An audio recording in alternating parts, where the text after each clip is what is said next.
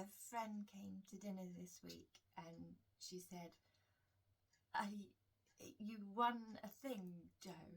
And I said, yeah, I won a poster competition.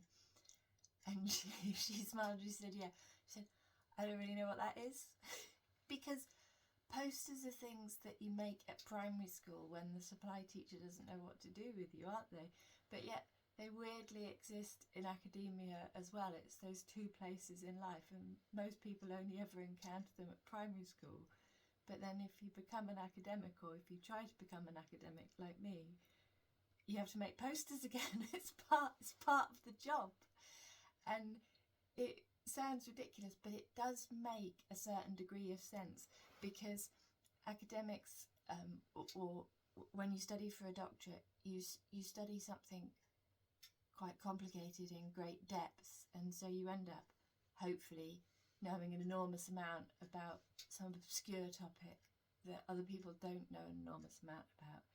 And it's really important to be able to succinctly describe that work, or rather than try and say the whole lot of it every time somebody talks to you. It's no use if you just have all that information yourself.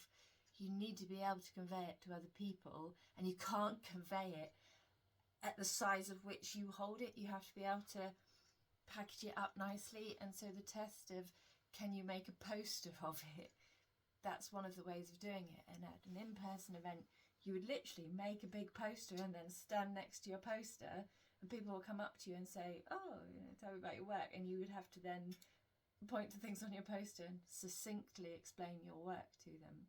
And this was an online event, so I had 3 minutes, which is the equivalent of that little brief conversation, to say, this is what my work is.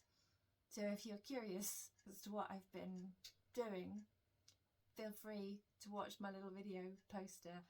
I was super chuffed because it was it was the National Centre for Research Methods biannual Research Methods Conference, and it goes out to people all around the world and researchers who work in all different disciplines.